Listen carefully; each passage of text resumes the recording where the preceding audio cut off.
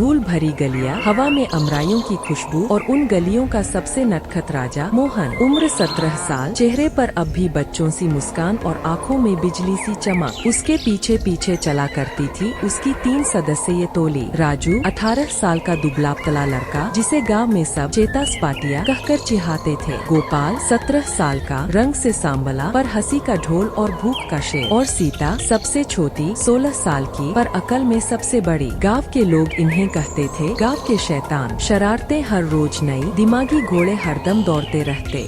ओए राजू, आज स्कूल में मास्टर रामप्रसाद के बैग में चूहे डाले। भाई पकड़े गए तो स्कूल से निकाल देंगे। डरपोक, मजा आएगा जब मास्टर जी भागेंगे। कहीं मास्टर जी को सच में डर लग गया तो? भैया ज्यादा मत करना। एक दिन स्कूल में मास्टर राम प्रसाद जी जैसे ही क्लास में घुसे, उन्होंने अपना बैग मेज पर रखा। तभी देखा सारे लड़के लड़कियां मुस्कुरा रहे हैं। बैग के अंदर छुछुंदर थी। मास्टर जी ने जैसे ही बैग खोला, हाय राम कहकर कुर्सी से कूद पड़े। पूरी क्लास में हंसी के गूंज उठे।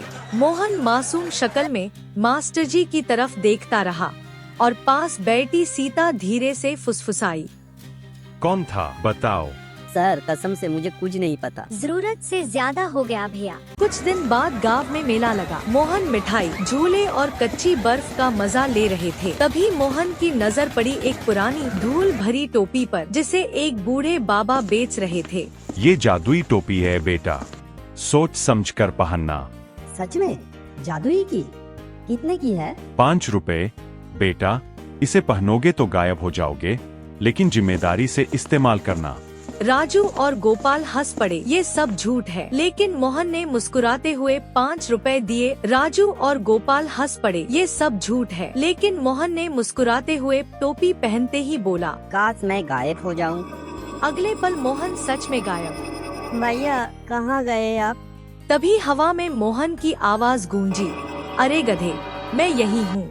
जादुई टोपी है। अब मोहन सबको डराने लगा। गोपाल की समोसे की प्लेट गायब, राजू की जेब में मिट्टी, सीता की चोटी खिंची। कोई भूत लग रहा है। रामपुर का असली भूत मैं हूँ। अम्मा के दूध के गिलास गिरा दी।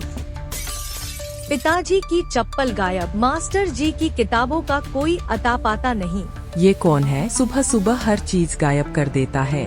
मोहन ने खूब शरारतें की। रामपुर के गली मोहल्ले में हड़कंप मच गया। भूत है, भूत सबके मुंह से निकला।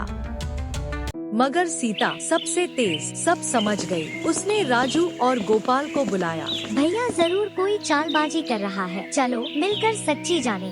तुम दोनों मेरी मदद करोगे? लगता है भैया के पास कोई जादू है। चलो ट्राई करते हैं। भैया पकड़े जाए उससे समोसा भी लेंगे। तीनों ने मिलकर प्लान बनाया। जैसा ही मोहन टोपी उतारेगा, हम टोपी चुरा लेंगे।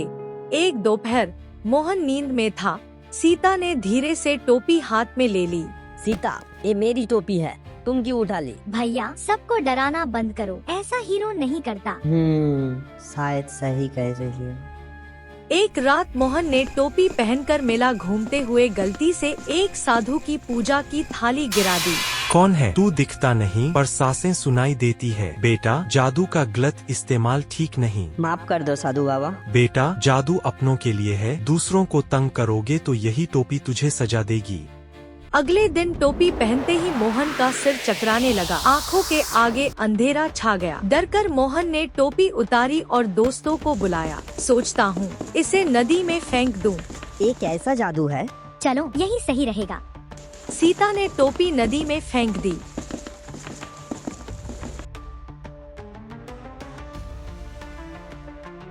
कुछ दिन बाद गांव में जिन जिन से मोहन ने मजाक किया था, सब हंसकर बोले। अब मोहन बदल गया। अब भी वो शरारती था, पर अब किसी के दुख में मजा नहीं लेता था। आपसे चोरी छुपे नहीं, सबके साथ हंसूंगा। हीरो सबका दोस्त होता है, डर नहीं।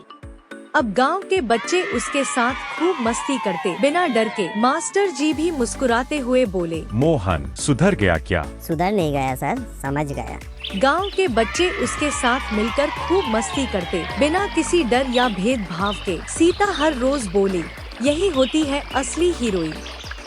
असली खुशी तो जादू टोना में नहीं, असली खुशी तो अपने दोस्तों की मुस्कान में है। असली खुशियाँ शॉर्टकट या जादू के किस्से में नहीं, अपनों के बीच अपनापन और खुद की मेहनत में मिलती है। बस मुस्कुराइए गांव के मोहन की तरह।